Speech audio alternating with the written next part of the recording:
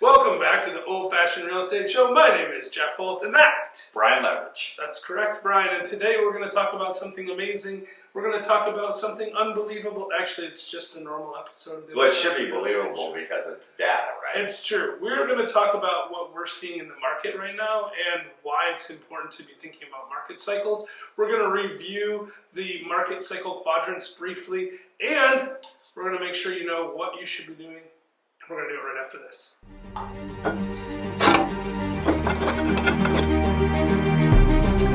Welcome to the Old Fashioned Real Estate Show, where hosts Brian Levredge and Jeffrey Holst for our old fashioned real estate advice.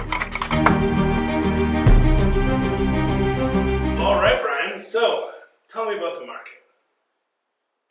It's marketable. No, It's true. It's so true. So, disclaimer from the get-go, I'm only referring to the Southeast Tennessee and surrounding areas, which could include, Nashville and Atlanta and so forth. It's different in other parts of the country, but what we're seeing here is, from a single-family perspective, inventory's down about 20-30% What's from the where number it right was this time last year. Well, our MLS has about 1,550 single-family units for sale, which at this point last year, that number was just shy of 2,000. Right, and although in fairness, 2 years before that, that number was Like 600. Yeah, so Yeah. But if you go back to historical averages, that number normally is around 3,000. It's been as high as 500. Yeah, that's what most agents will tell you is a safe number. And my speculation on that, although I don't think it's entirely speculative, is that with where interest rates are today, you have a lot of people that bought and or refinanced in the last several years before rates went up, and they're looking around going, we got a pretty good deal on this loan. I don't think we're necessarily going to move. So I think that's what's holding inventory down. Yeah, that makes perfect sense to me. If you bought a house 3 years ago and you have a 3.5% loan and you have to live somewhere, you're not going to sell your house because the cost, even though the prices have gone up only a little bit in the last few years, the cost for purchase has gone up dramatically unless you're paying cash. Yeah. So I think that's definitely true. And actually that's something that, speaking more broadly in the real estate market, when you think about things like cap rates and how cap rates work, when you get into like commercial property and stuff, higher interest rates tend to lower values. That's the economic theory in place, right? And the way they do that is they raise capitalization rates. And of course, this makes sense if you think about the components of cap rates, right? So you have a risk-free rate of return and then you have the risk premium. If you're in a 3-cap market and you can put money in the treasuries at 4%, no one's going to buy that property, which of course is going to lower demand, which lowers prices because it's supply and demand, pushing cap rates up above that risk-free rate of return. That is the theory, right? And I mean, in many instances, it is true. I tend to track industrial properties on a national basis, and then more locally in the Southeast, multifamily, C and B class specifically. And it's funny because since last summer, a year ago, I've been seeing industrial properties retrade because of exactly what you're saying. Right. But on the apartment side of things, that hasn't borne out yet. I'm not saying it won't happen, but it's fascinating to me because at least here in Chattanooga, prices have continued to go actually up. I have a question about that though. So the industrial properties that you see going down in value, what kind of cap rates are they trading at roughly before the interest rates increased? You would see stuff going off pro forma. Yeah, I'm just what you're seeing. You would typically see between 6 and 7. Okay, so 6 and 7, so similar to what you're seeing in the B and C class apartments then, right? And those are coming down, but the apartments aren't, is what you're saying. The apartments now, what they're trying to go off pro forma is 6 on a C class, which I find fascinating. Which is lower than where it was a year ago. It was like 6.5 on a C class. So no, I was just in Belize at the Real Estate Guys Summit, and I was talking to Ken McElroy, the Rich Dad advisor. Name dropper. That's exactly correct. So Ken McElroy, when I was swimming in his swimming pool in his backyard, and I were having a chat. And no, all kidding aside though. That's a whole other show. Yeah, it really is. It really is. So Kenny and I were talking briefly, absolutely. And I told him our experience is that apartment buildings aren't going down, and he said that in his experience, and he has way more apartments than we do, No doubt. thousands of units, $2 billion in assets. He told me in his experience, values have gone down 30% in the last 6 months, which is pretty significant. But if we think about this, it makes some sense. He's buying in those 3 and 4 cap markets, right? Class A, in big MSAs, primarily East and West Coast MSAs at that, right? Not where we're buying at all. And if your cap rates are 3.5% or 4% and interest rates go up, there's no, the value of the cap rate has to go up. Yeah. It has to, because no one's going to buy a relatively more risky investment against a risk-free investment. Now, that being said, where that might not be the case would be if cap rates are going up, but simultaneous to that, because of inflation, in interest, in the return is going up at the same time. So you could have a property that made $100,000 NOI, right?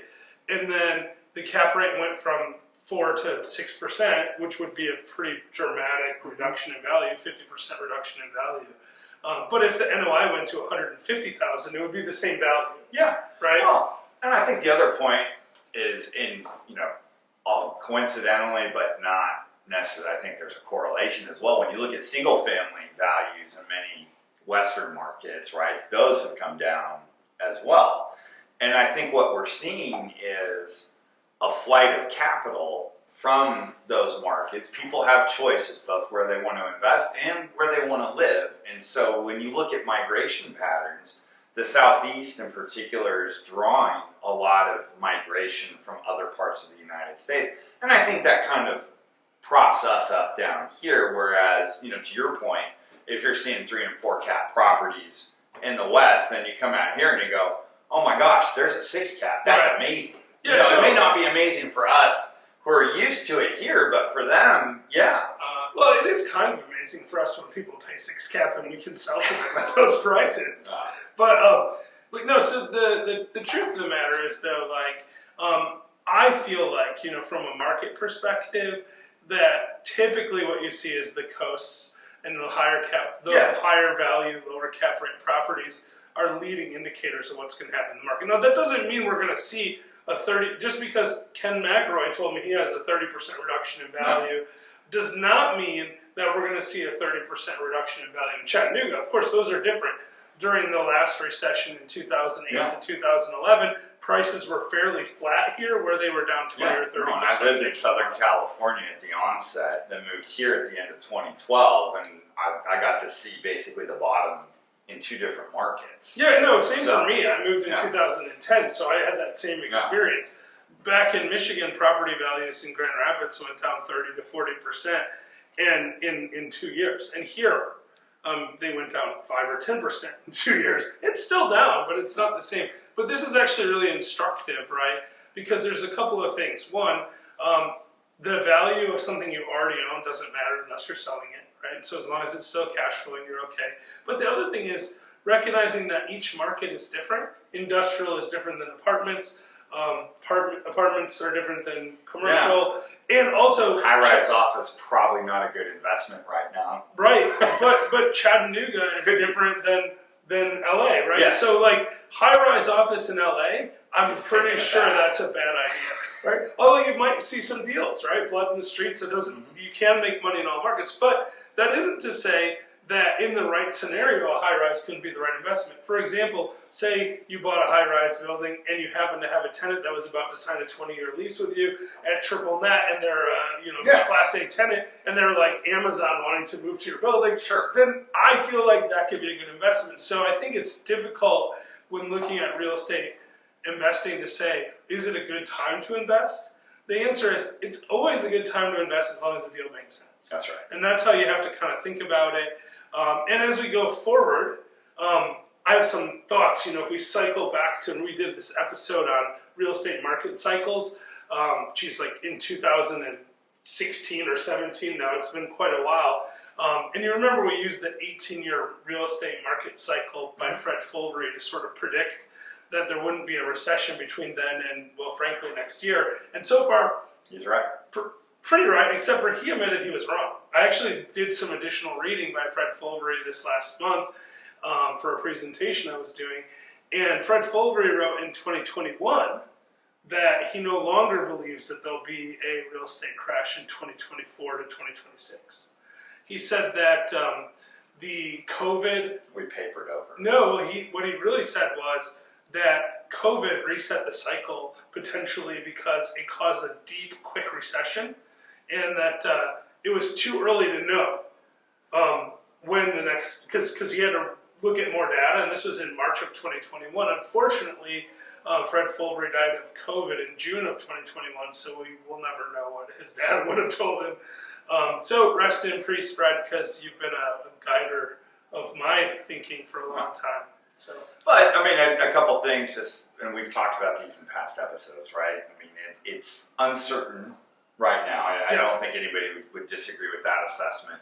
So, keep a lot of capital on reserve, and especially in situations where we have negative leverage like we do today because of where interest rates are and cap rates having maybe not balanced back out yet. It makes sense to possibly buy and pay cash. Your ROI is better than if you finance. Right. Yeah. So I mean, the quick short version of that is right. If you're borrowing at a rate higher than the return, then the less you borrow, the better you are. Yeah. If it's a 6% return and you're borrowing at 7%, then you should borrow 0 if you can. Now that doesn't mean you wouldn't ever borrow, because sometimes maybe it's a $200,000 deal and you only have $100,000. Getting the deal might be worth it, especially if you believe long term you're going to refinance at a lower rate or something else like that. But yeah, I mean, I would definitely be careful about leverage right now, but also recognizing that interest rates are very likely to start trending down. That's what everyone seems to be saying right now, which is weird because if you look at the market, they're pricing that in, right? So that's inverted yield curve has gotten more dramatic, actually. Like just the other day, one of my friends who works at he's on the board of a credit union, was telling me that the 5-year CDs are a lower rate than the 1-year CDs. Mm-hmm. So that means that the market believes interest rates are going down. That doesn't mean they will, but because of that, it's very likely that things you buy now will be able to be refinanced lower. The only caution I would give is that in 2010, interest rates were really low and you still couldn't borrow money. Because, just because rates are low doesn't mean money's loose. There's two different factors there. Like sometimes lending policies change. Yeah, and regulation changes and the bank's appetite for risk changes. So like in 2017, money was cheap and lending was super loose and people were able to borrow money for anything.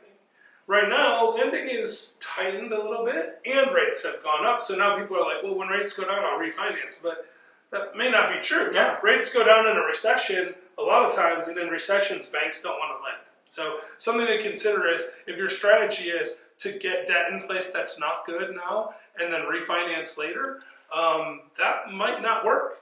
So you want to make sure whatever debt that you put in place now is at least palatable. Yes. Like if you can make it through with that debt and assume that that's what you're stuck with at the worst case scenario. You're not going to refinance as something worse, as long as you don't have a balloon payment or something, but you might not be able to refinance to something better either. So anyway, that's how I feel about the market. Be careful, but keep investing. And we'll talk to you soon.